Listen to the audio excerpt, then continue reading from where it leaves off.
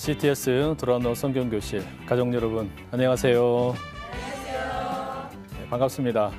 요한계시록 오늘은 13번째 시간 함께 나누게 되었습니다. 우리는 지난 12번째 시간에 17대접의 환상에 대한 내용을 함께 나누었어요.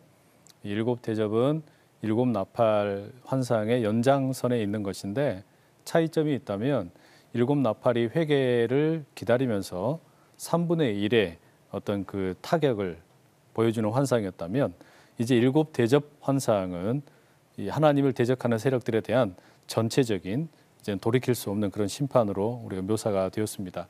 그래서 지난 시간까지는 저희가 1번부터 6번째까지의 이 대접 환상을 살펴보았는데요. 자, 오늘은 7번째 대접 재앙이 바로 그런 아마겟돈에 모여 있는 이 대적들의 말하자면 그 바벨론의 세력들 뭐라고 불러도 좋습니다. 로마의 세력들이라고 해도 좋고요. 그들이 함께 모여 있는 곳에 대해서 7번째 대접 재앙은 어떻게 이루어지는가 거기에서부터 우리가 함께 이제 살펴볼 수 있겠습니다. 저희 성경 말씀 요한계시록 16장 17절 말씀인데요. 함께 같이 읽어보시면 좋겠네요. 16장 17절입니다. 시작. 일곱째 천사가 그 대접을 공중에 쏟으매 큰 음성이 성전에서 보좌로부터 나서 이르되 되었다 하시니. 예, 7번째 천사가 그 7번째 대접을 공중에다가 쏟았어요. 여러분, 그 대접이라고 하는 것은 본래 그 성도들의 기도가 담겨서 하나님에게 올라갔던 곳이라 그랬죠. 그런데 하나님의 그 존전에 성도들의 기도가 담겨서 올라갔던 대접인데 그 대접에 이제 하나님께서 재앙을 담아가지고 그 하나님을 대적하고 성도와 교회를 핍박하던 세력들에게 대접으로부터 재앙을 이제 부으시는데 마지막은 공중에다가 부으고 계세요. 그랬더니 이 하늘로부터 성전에서 음성이 들리는데 뭐라 그러냐면 되었다. 되었다. 여러분, 되었다라는 말은 언제 쓰는 거죠? 이건 지금 무엇인가가 다 끝났다라는 이야기죠. 뭔가가 다 끝났다는 이야기예요. 뭐가 끝났냐? 이 악의 세력에 대한 심판이 이제 다 끝났다. 이제 그런 음성을 여기에 지금 담고 있는 것입니다. 그러나 여러분, 앞서 말씀드렸지만 7나팔 재앙에서 7대접 재앙으로 이어지는 이 재앙은 전 세계적인 우주적인 무슨 재앙이나 심판이 아니에요. 이건 지금 누구를 향한 심판입니까? 악에 대한 심판입니다. 이를테면 출애굽의 당시에 그 애굽 사람들에게만 10가지 재앙이 임했던 것처럼 지금 이 7나팔 재앙과 7대접 재앙이라는 것은 하나님을 대적하고 또 성도와 교회를 핍박하는 사람들 그들에게만 해당하는 일종의 심판이라고 할 수가 있는 것이죠. 자, 그래서 이 7번째 대접 재앙이 어디에 쏟아지냐면 공중에 쏟아집니다. 자, 여러분, 공중이라는 것은 어디일까요? 공중이라는 곳은 여러분, 우리가 요한계시록을 시작하면서 그런 이야기 드렸어요. 우리가 살아가는 역사는 이렇게 하나로 흘러가는데 역사를 바라보는 관점은 두 가지가 있다. 예, 땅에서 우리가 보는 관점이 있고 그리고 하늘에서 보는 관점이 있다 그랬죠. 그러니까 땅에서 역사를 보는 것은 가시적인, 그러니까 우리가 눈으로 보고 직접 경험하는 그런 어떤 역사의 해석이라면 이 하늘에서의 관점이라는 것은 지금 보이지 않아요. 그러니까 비가시적인. 그래서 그것을 보여주는 게 일종의 그 어떤 요한계시록의 목적이라 그랬는데 지금 공중에 7번째 마지막 대접이 쏟아졌단 말이에요. 근데 이 공중은 그러면 하늘입니까? 땅입니까? 이건 땅이에요. 공중 그러니까 뭔가 이런 그 하늘의 느낌이지만 이건 뭐와 같은 거냐면 비유하자면 이런 겁니다. 일본이 우리 나라를 이렇게 이제 식민지로 삼아가지고 지배하고 있다가 1945년 8월 15일 날 우리가 이제 광복을 맞게 되죠.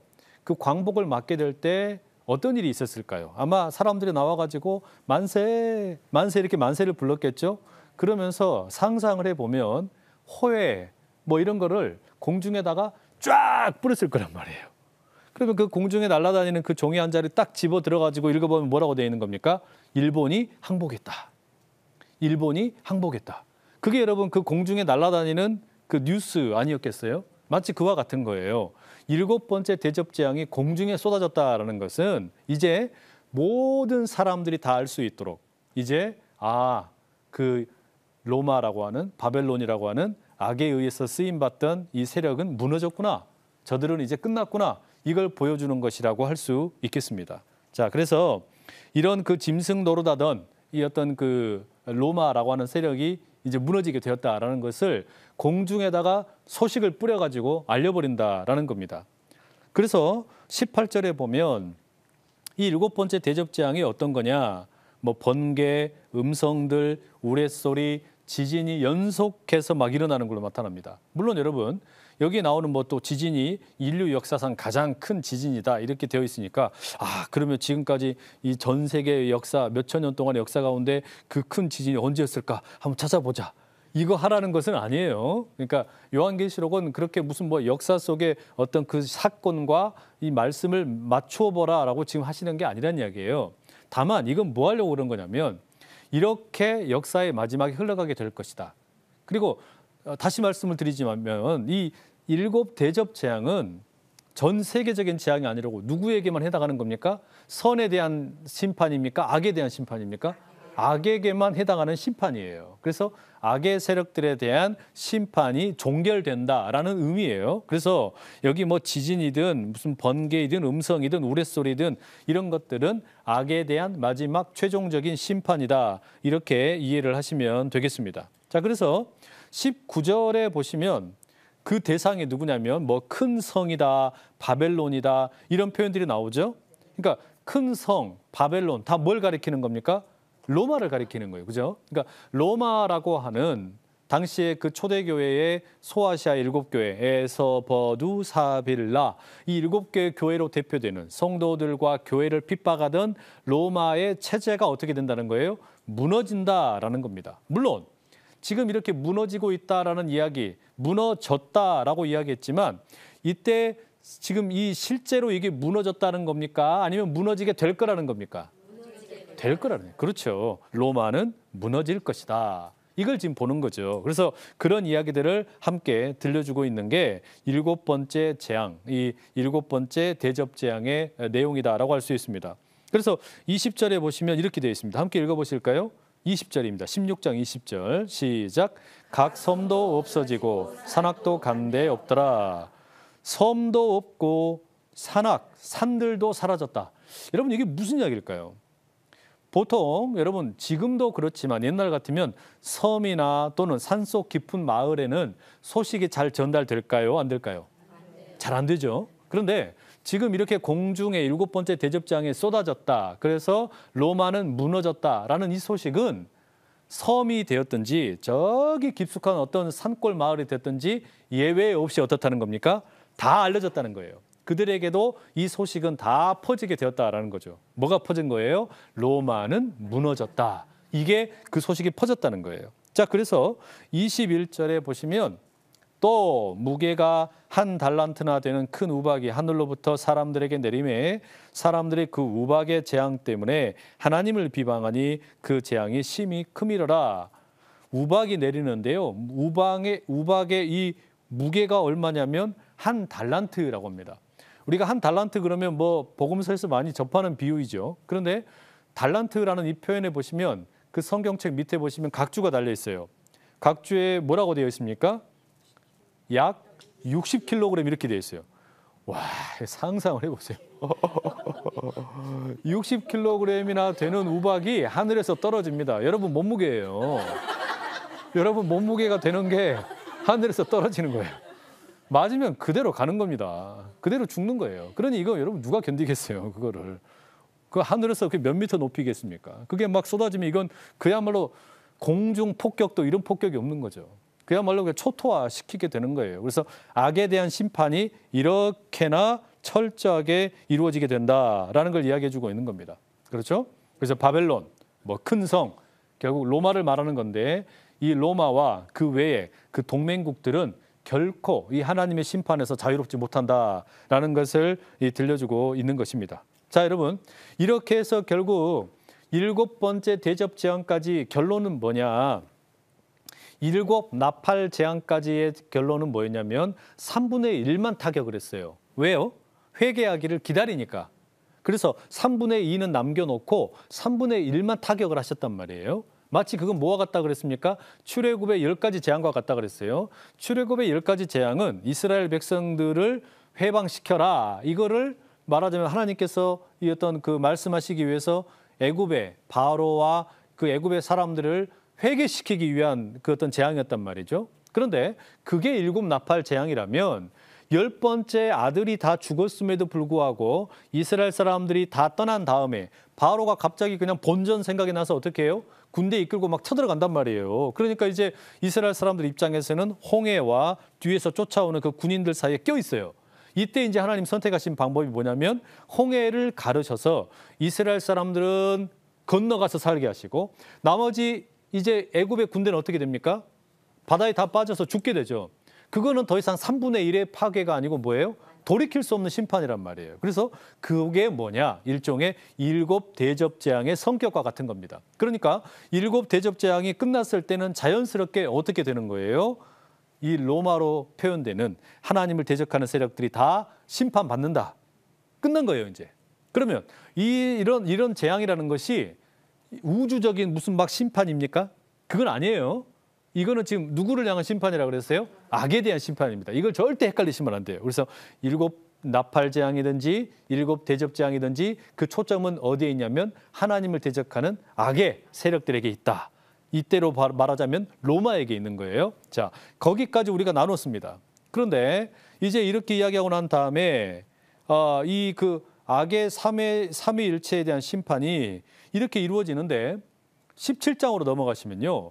이거를 이제 조금 다른 관점에서 이제 보여줍니다. 무슨 관점이냐면 보세요. 지금까지 여러분 우리가 일곱 나팔과 일곱 대접 재앙이 이루어진 것은 이건 우리의 입장에서 본 거죠. 아군의 입장에서 상대편을 향하여 어떻게 타격을 가했나 이런 걸 우리가 이제 함께 보았는데 17장에서부터 나오는 내용은 뭐냐면 이게 이를테면 상대방의 입장에서 그러니까 이 용과 또 바다에서 올라온 짐승, 땅에서 올라온 짐승 이 유사 삼위일체가 자기네들의 입장에서 볼 때 어떤 식으로 이게 일어나게 되는 심판인가 이거를 보여주는 게 17장 이하에서부터 소개가 돼요. 그 내용을 이제 우리가 함께 보는데 여러분 1절 한번 봐보세요. 17장 1절입니다. 자, 우리 17장 1절 같이 한번 읽어보시겠습니다. 시작. 또 일곱 대접을 가진 일곱 천사 중 하나가 와서 내게 말하되 이리로 오라. 많은 물에 앉은 큰 음료가 심판자들에게 보이리라. 예. 일곱 대접을 가지고 있던 천사, 7명의 천사 중에 한 사람이 사도 요한에게 와가지고 뭐라고 이야기합니까? 이리 와볼래? 많은 물 위에 큰 음녀가 앉아 있는데 저가 어떻게 심판받을 것인지 내가 보여줄게. 이렇게 이야기한단 말이에요. 그럼 여러분 이제 이게 지금 아까 뭐라고 그랬습니까? 조금 더 이거는 이제 그러니까 그 상대편의 입장에서 어떻게 심판을 받는지를 더 일종의 이걸 줌을 당겨가지고요. 가까이에서 들여다보는 거예요. 어떤 식으로 이들에게 타격이 가해지는지 보여주는데 그거를 뭐라고 표현하냐면 많은 물 위에 앉아 있는 뭐라 그래요? 큰 음녀라 그래요. 음녀. 여러분 음녀라는 게 뭡니까? 음녀. 큰 음녀. 그러면 여러분 이게 그 헬라 말로는 포르네라고 그러는데 여기서 뭐가 나오냐면 우리가 흔히 사용하는 그 영어 단어 포르노가 나와요. 그러니까 그럼 대략 짐작이 되죠. 이 음녀라는 게 그러니까 일종의 그 매춘 행위를 하는 여인들을 말하는 거죠. 예. 그런 어떤 그 모습으로 누구를 그럼 가리키는 걸까? 이 음녀, 큰 음녀를 당연히 앞에 나오는 그 바벨론 혹은 로마를 가리키는 거예요. 그러니까 로마가 가지고 있는 하나의 성격이 뭐냐? 큰 음녀라는 거예요. 매춘 행위를 한다는 거겠죠. 자, 그런데 이 음녀가 어디에 있냐면 많은 물 위에 앉아 있대요. 많은 물 위에. 그런데 여러분 그 역사적으로 보면 지리적으로 보면 이게 만약에 지금 이 음녀가 많은 물 위에 앉아 있다라고 할 때 이 로마 혹은 바벨론이라고 불렀는데 바벨론이라고 하는 도시는 유프라테스 강이 있고 거기에 여러 가지 뭐 운하들이 많이 있어가지고 거기는 물이 풍부하대요. 그러니까 많은 물 위에 앉아 있는 큰 음녀 바벨론을 가리키는 것으로는 적당한 표현이 됩니다. 그런데 로마를 지형적으로 보면은 이게 좀 어울리지가 않는데요. 왜 그런가 하면 저는 뭐 가본 적은 없는데 어떤 일이 있냐면 그 로마에도 강이 이렇게 흐르고 있는데 이 강을 테베레 강이라고 있는데 이 강이 그렇게 큰 강이 아니랍니다. 그러니까 어떻게 되냐면 어떤 많은 물 위에 앉아 있다라고 말하기가 사실 좀 곤란하다는 거죠. 그런데 친절하게 성경이 이 많은 물이 무엇인지를 가르쳐 줍니다. 17장 15절에 이런 표현이 나옵니다. 또 천사가 내게 말하되 네가 본 바 음녀가 앉아있는 물은 백성과 무리와 열국과 방언들이니라. 물이 그냥 물이 아니고 뭐라는 거예요? 나라의 백성들, 사람들이라는 겁니다. 그럼 여러분 이 나라나 백성들 뭘 가리키는 거겠습니까? 로마의 식민지를 가리키는 거예요. 그러니까 로마의 식민지를 눌러 안고 있는 음녀, 큰 음녀가 있다라는 거죠. 자, 그럼 여러분 음녀가 하는 일이 아까 우리가 매춘행위, 성을 사고 파는 행위라고 말했는데 그런데 여러분 이 매춘 행위를 한다라고 하는 것은 이게 무슨 로마가 어떻게 그걸 하겠어요? 그죠? 그럼 이건 뭘 가리키는 거냐? 앞서서 살펴봤지만 이건 우상 숭배를 말하는 겁니다.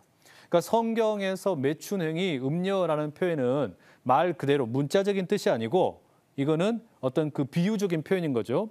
이를테면 구약 성경의 호세아와 같은 말씀에 보면 하나님께서 이스라엘 백성들에게 뭐라 그래요? 너희들은 어떻게 나를 떠나서 다른 사람에게 그렇게 다른 우상을 숭배하는 모습을 가지고 사느냐? 이걸 뭐라고 표현합니까? 이거 음행이라고 그래요. 음행. 이스라엘의 음행. 그게 뭡니까? 이를테면 어떤 그 정조를 버려버린 거예요. 남편과 아내 사이에 어떤 그 언약을 맺은 것을 어겨버렸다. 이런 식으로 지금 표현하고 있는 거란 말이죠. 그게 지금 이를테면 누구에게 적용되고 있냐면 로마에게 음녀라고 부르는 겁니다. 그럼 이 음녀는 뭘 하는 겁니까? 음녀는 지금 말하자면 그러니까 이게 뭡니까? 저 우상 숭배하는 걸 하는 건데 우상 숭배라는 게 여러분 이게 뭐하고 연결이 되어 있냐면요. 돈과 연결이 되어 있어요. 왜 그러냐면 음녀라고 하는 그 매춘 행위는 누군가는 몸을 팔고 누군가는 몸을 사는 거죠. 팔고 산단 말이에요. 거기에 뭐가 이제 그 연루되냐면 돈이 연루가 되는 거예요. 마찬가지예요. 그래서 로마를 가리켜서 큰 음녀라 그랬고 이 큰 음녀가 많은 물 위에 앉아 있는데 이 많은 물이 어디냐면 로마의 식민지의 그 나라들이에요. 그 식민지 사람들이에요. 거기에 앉아가지고 그 동네 사람들을 뭐하게 만든다는 겁니까? 우상 숭배하게 만들어요. 근데 우상 숭배에서 뭐 하려고요? 그 사람들의 돈을 긁어 오려고. 그러니까 이 어떤 음녀로 표현되어 있는 로마의 모습은 식민지 사람들을 황제를 숭배하게 만들면서 그 사람들의 돈을 다 빼앗아 오는 거예요. 그런 어떤 경제적인 착취를 가리키는 것이다. 이렇게 말할 수가 있습니다. 그래서 여기에 보면 그 2절에 보시면요. 늘 이 매춘이라고 하는 것은 누군가가 팔면 사는 자가 있잖아요. 파트너가 있다는 이야기예요. 그 파트너를 뭐라고 이야기하냐. 2절에 보면 누가 나옵니까? 땅의 임금들, 땅에 사는 자들 이렇게 돼 있잖아요. 그죠? 그러니까 로마라고 하는 큰 음녀가 있습니다. 그럼 이 로마와 함께 거래를 하는 상대방이 누구냐? 땅의 임금들, 땅의 사람들이에요. 그런데 이 땅의 임금들이 누구이겠어요? 그 식민지에 있는 분봉 왕들입니다. 총독들이에요. 이 사람들이 왜 그럼 로마와 거래를 하느냐? 자기들이 로마에게 서로 가운데 우상 숭배하는 것을 거래를 해서 자기들은 로마로부터 인정을 받아가지고 한 지역의 분봉 왕으로 왕 노릇을 하고 그리고 로마에게는 세금을 갖다 바치는 거예요. 땅의 사람들도 마찬가지입니다. 이 사람들도 이제 음행의 포도주에 취했다 이런 표현이 나오죠. 음행의 포도주에 취했다는 건 뭐냐면 여러분 보통 여러분 그러니까 그 이 음녀의 모습은 늘 뭐와 함께 등장을 합니까? 술과 함께 나온단 말이에요. 술을 잔뜩 먹이는 거예요. 그럼 어떻게 해요? 정신을 해롱해롱하게 만들어요. 그리고선 어떻게 해요? 지갑을 쏙 빼고 가져가 버리는 거잖아요. 마치 그것처럼 사람들로 하여금 우상을 숭배하게 하게 만들어 놓고서는 그 사람들에게 제일 소중한 거를 다 빼앗아 가지고 로마가 가지고 가버린 거예요. 이게 뭐라는 겁니까? 이 음녀로 묘사되어 있는 로마의 모습이라는 겁니다. 그러니까 이 로마가 지금 음녀의 모습을 하고 있다는 것은 자기가 지배하고 있는 식민지 사람들의 정신을 흐리게 만드는 거예요. 유혹을 해가지고 황제를 섬겨라 유혹을 해가지고 우상 숭배하게 만들면서 정신을 잃게 만드는 거죠. 자, 그러다가 이게 지금 이제 어떤 그 물 위에 앉아 있는 한 여인, 큰 음녀에 대한 묘사인데 3절에 가면 갑자기 분위기가 바뀌어요. 자, 우리 3절의 말씀 한번 읽어보시죠. 시작. 곧 성령으로 나를 데리고 바다에 가라. 내가 보는 여자가 그 짐승인데 그 짐승에게는 하나님을 고독하는 일들이 가득하고 일곱 머리와 10뿔이 있으며 예. 1절과 2절에는 음녀만 나왔죠. 많은 물 위에 있는 음녀만 나와 있는데 3절에 가보니까 성령께서 사도 요한을 데리고 어디로 갔어요? 광야로 갔어요. 여러분 광야가 뭐 하는 곳이죠? 성경에 예수님께서 사단으로부터 마귀로부터 시험 받으신 곳이죠. 근데 그 광야에 가서 보니까 누가 있냐면 그 시험을 하는 존재가 있는 거예요. 그게 누굽니까? 음녀. 근데 그 음녀와 함께 누가 나와요? 짐승이 한 마리 나옵니다. 붉은 색깔의 짐승이에요. 그러니까 짐승이 이렇게 있고 근데 그 짐승이 생긴 게 하도 못생겼어요. 머리가 7개, 뿔은 몇 개? 10개. 희한하게 생긴 거죠. 이 여러분 그 짐승의 모습은 마치 그 12장에 나오는 여자가 출산하기를 기다리고 있다가 아들을 잡아먹으려고 했던 그 용과 비슷하게 생겼죠. 마치 그런 어떤 흉측한 모습을 하고 있는데 그 짐승 위에 음녀가 앉아 있는 거예요. 이런 모습을 보여줍니다. 자, 그러면 이 여인에 대한 모습을 조금 더 자세하게 설명을 해주는 게 이제 4절인데요. 4절의 말씀 한번 같이 한번 읽어보실게요. 4절입니다. 시작.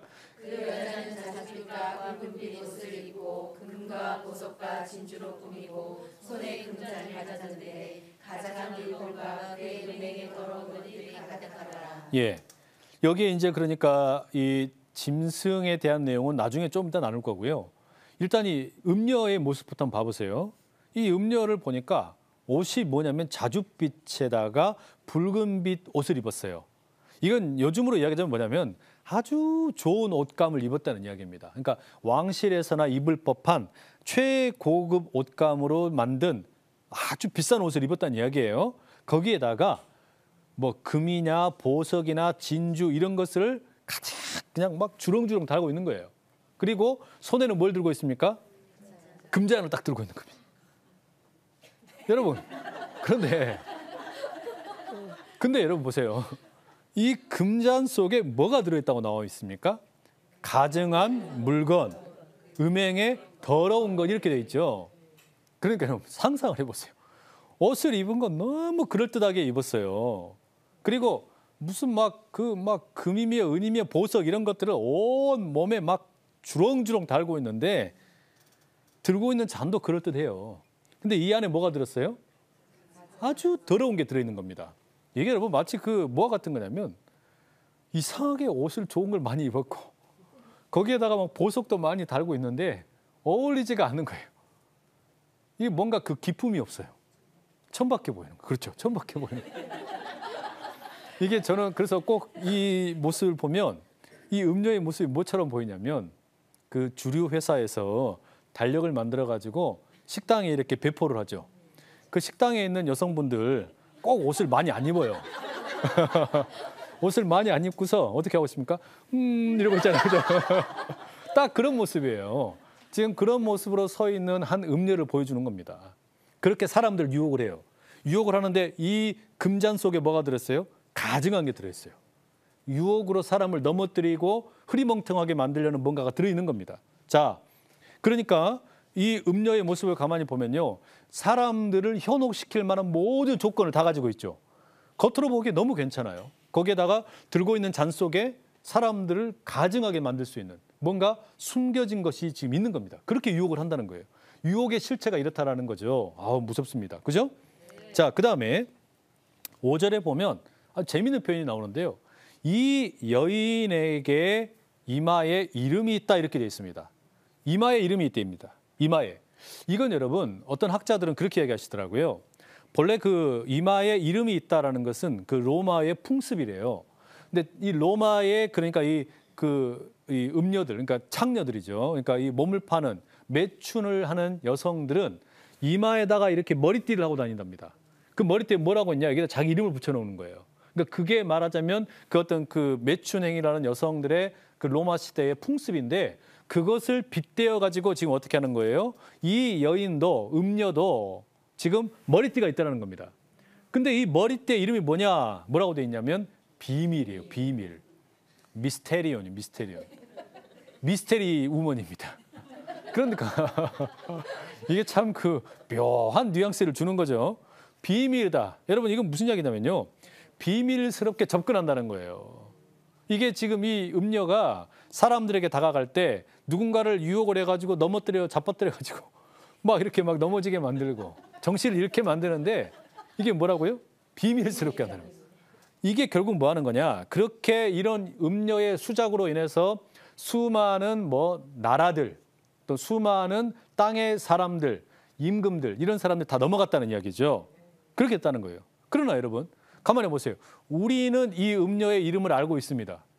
자기는 비밀이라고 했지만 그러니까 너의 이름은 뭐니? 그랬더니 비밀 그랬지만 저희는 뭐라는 거예요? 안다는 거예요. 이 음녀가 누굽니까? 로마예요. 나아가서는 이게 누구냐면 결국은 영에게 빌붙어서 잠깐 이 어떤 권력을 맛보고 있는 그런 어떤 하찮은 존재일 뿐이라는 거죠.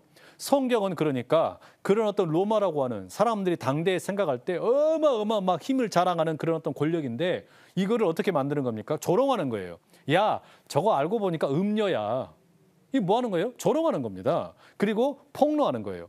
자기는 비밀스럽게 뭔가 작전을 한다고 했지만 알고 보니까 뭐예요? 다 까발려져 있는 거예요. 그가 하고 있는 일이 다 드러나고 있는 것이죠. 그래서 이 모습은 그야말로 추하게 만드는 어떤 그 조롱하는 모습입니다. 게다가 이 로마를 가리켜서 뭐라고 표현하냐면요. 땅의 음녀들과 가증한 것들의 엄이 이렇게 돼 있죠. 5절에 보면 그렇게 돼 있어요. 그죠? 땅에 있는 음녀들과 가증한 것들의 엄이. 그러니까 여러분 이게 무슨 말이냐면 음녀들 중에서도 말하자면 대빵 음녀예요.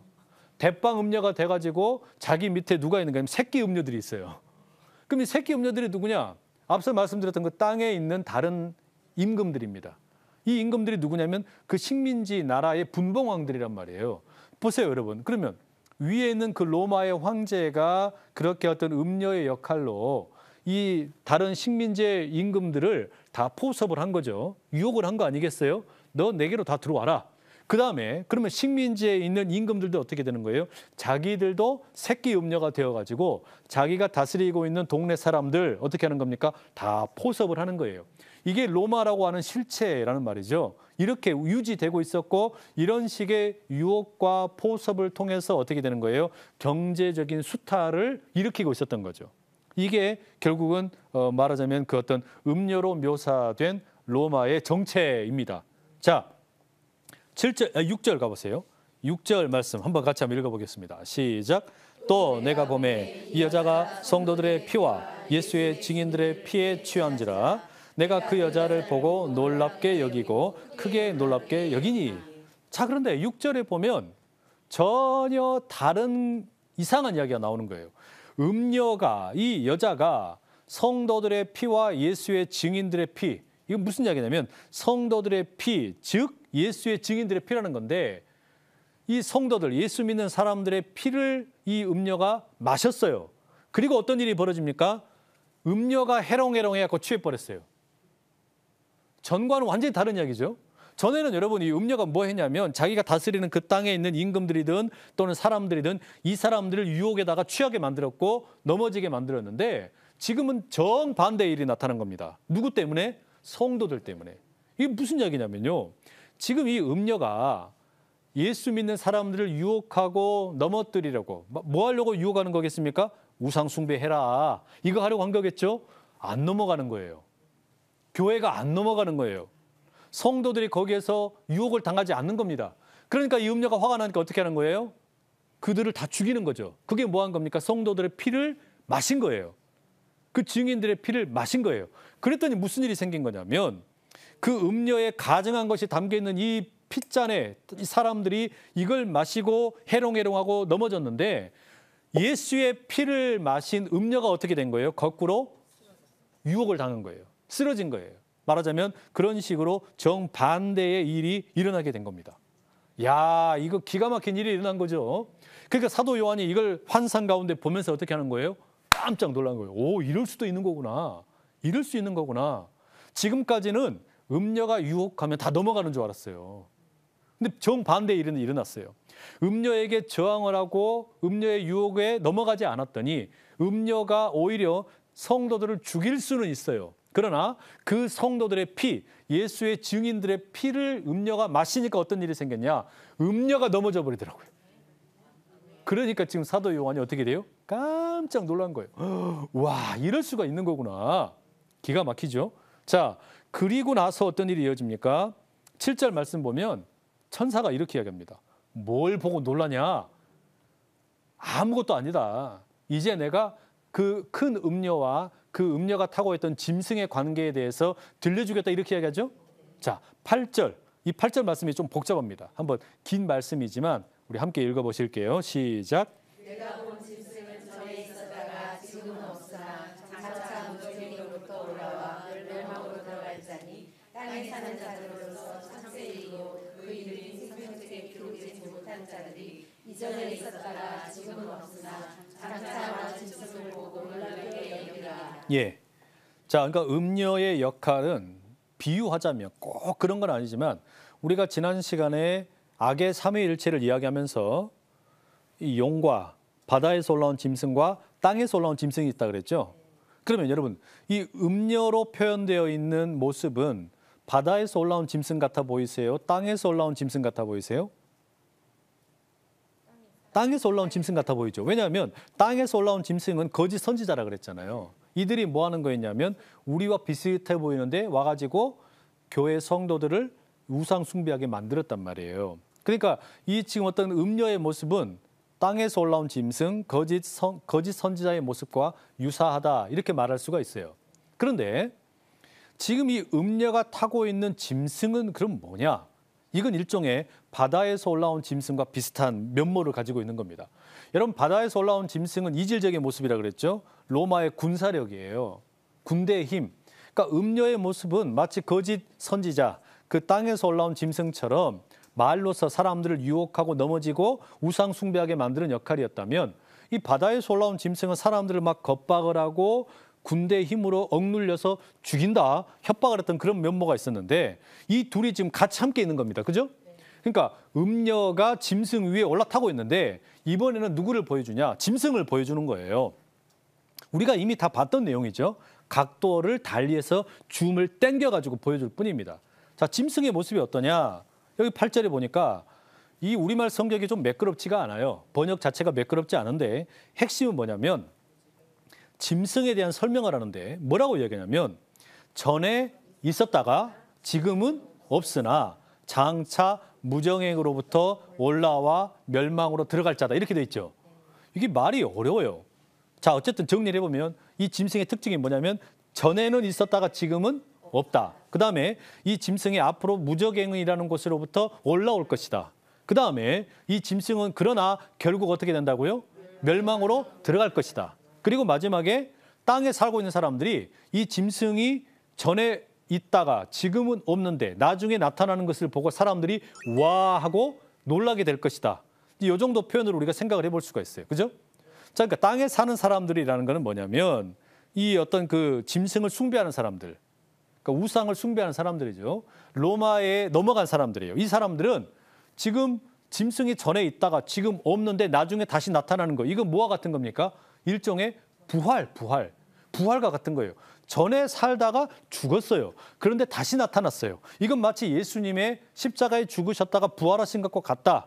그래서 지난 시간에 여러분 우리가 내로 환생 설화 이런 거 이야기 드렸잖아요. 마치 그와 비슷한 겁니다. 그래서 우와 대단하다. 저런 일이 있을 수 있대. 이렇게 사람들이 마음을 빼앗기게 되는 거죠. 그게 땅에 사는 사람들이 말하자면 넘어지는 이유입니다. 자, 그런데 9절과 10절에 가보면 이런 내용이 언급이 됩니다.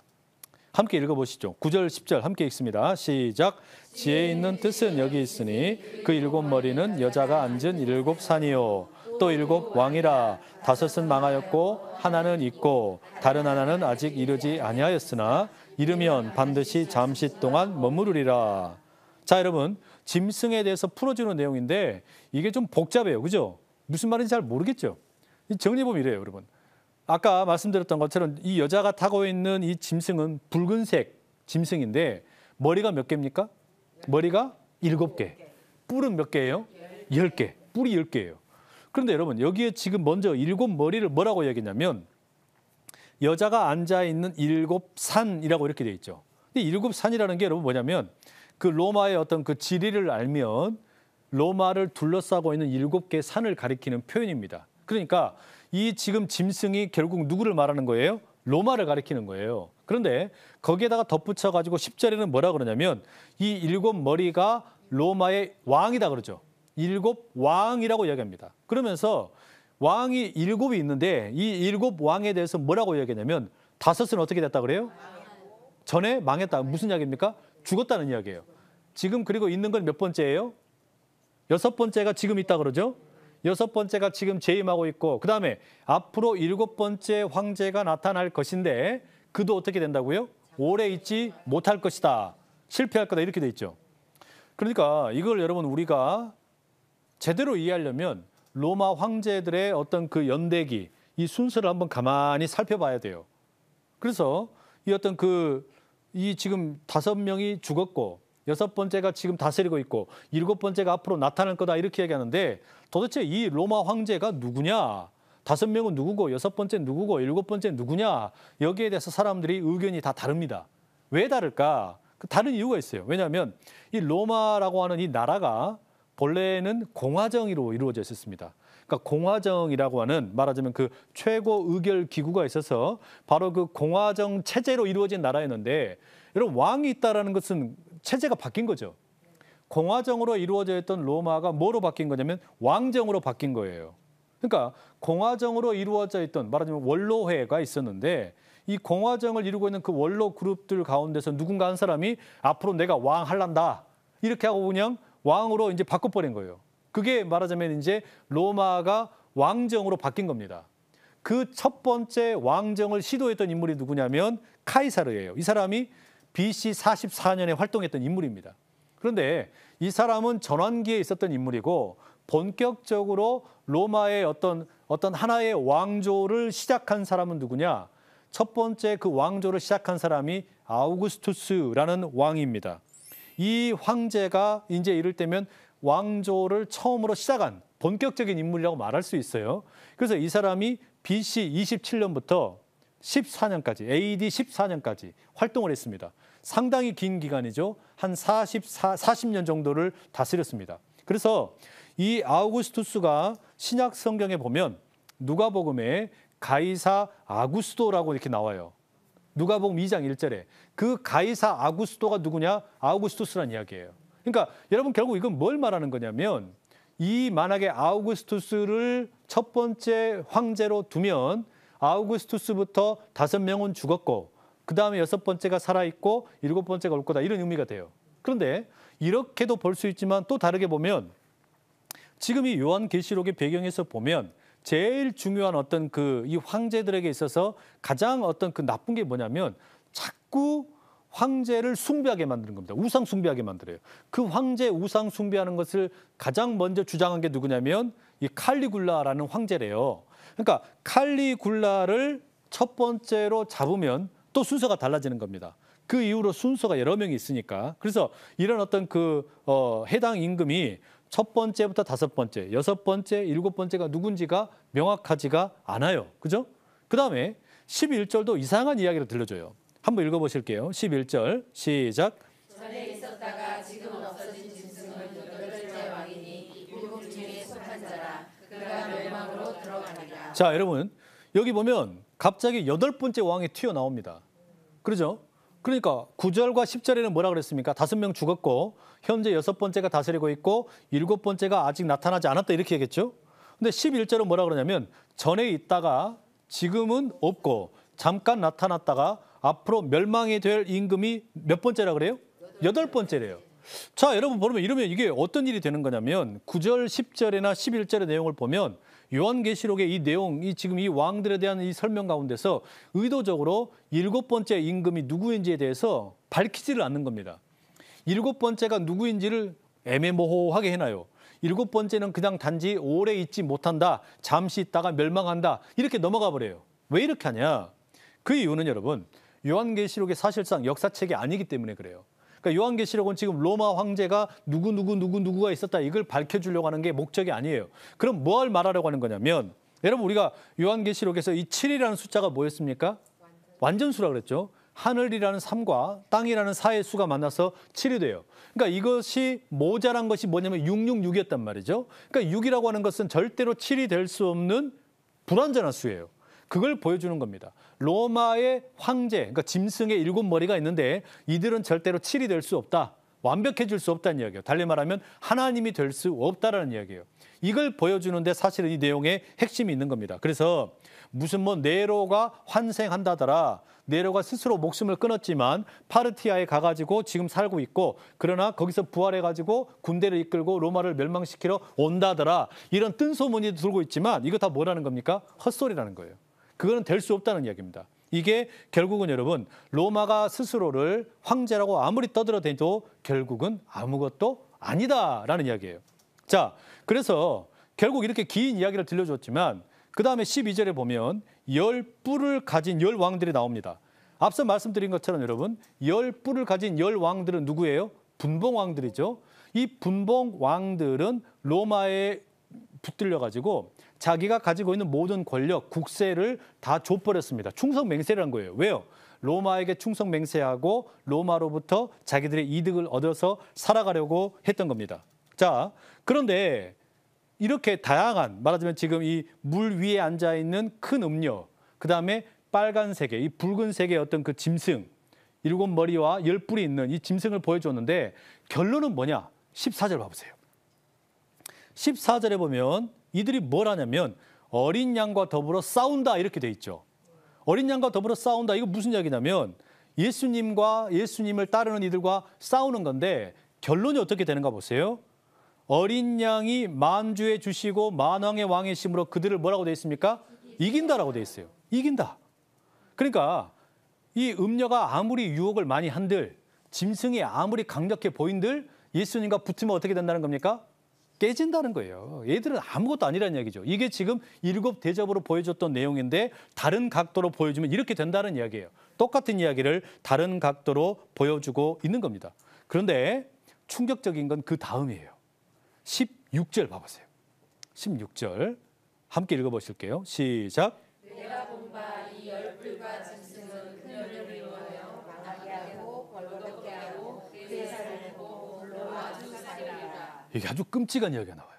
이 음녀와 짐승이 함께 연합을 해가지고 예수님과 전쟁을 했는데 어떻게 됐어요? 졌죠. 예수님이 이겼죠. 어린 양의 군대가 이겼단 말이에요. 그랬더니 이 짐승과 음녀 그 안에 4분이 일어났어요. 자중질환이 일어난 겁니다. 그리고서 어떻게 하냐? 음녀를 벌거벗기고 미워하고 망하게 하고 그 살을 어떻게 해요? 먹어버려요. 불질러버려요. 기가 막히죠. 자기네들끼리 한패가 돼가지고 막 좋다고 해서 막 그냥 죽고 못 사니 하면서 막 동맹 어쩌고 저쩌고 했는데 예수님에게 깨지고 나니까 책임 전가를 누구에게 한 겁니까? 이 음녀에게 한 거예요. 거짓 선지자 네가 제대로 못했다. 우상 숭배하는 거 유혹을 제대로 못했다. 그러니까 그래가지고 군대의 힘으로 어떻게 한 겁니까? 다 죽여버린 거예요. 여러분 이게 뭡니까? 이게 지금 뭐냐면 이 로마의 그 어떤 연합된 모습이 철저하게 깨져버리고 있는 겁니다. 결국 여러분 하고자 하는 이야기가 뭐냐? 17절, 18절에 보면 이 모든 건 다 하나님의 계획이다. 하나님의 뜻이다. 그렇게 강력해 보이는 어떤 연합의 체제였지만 너무나 쉽게 무너져 버리는 거예요. 악의 실체가 아무리 강해 보이지만 결국 어떻게 된다는 겁니까? 너무나 스스로 무너진다는 거죠. 너무 쉽게 무너진 거예요. 어린 양의 군대는 이긴다. 이걸 보여주려고 하는 거예요. 여러분 이 이야기가 결국 뭡니까? 7 대접의 심판과 똑같은 이야기예요. 똑같은 이야기를 다른 각도로 보여주고 있을 뿐이다. 오늘은 여기까지 함께 나누도록 하겠습니다. 감사합니다.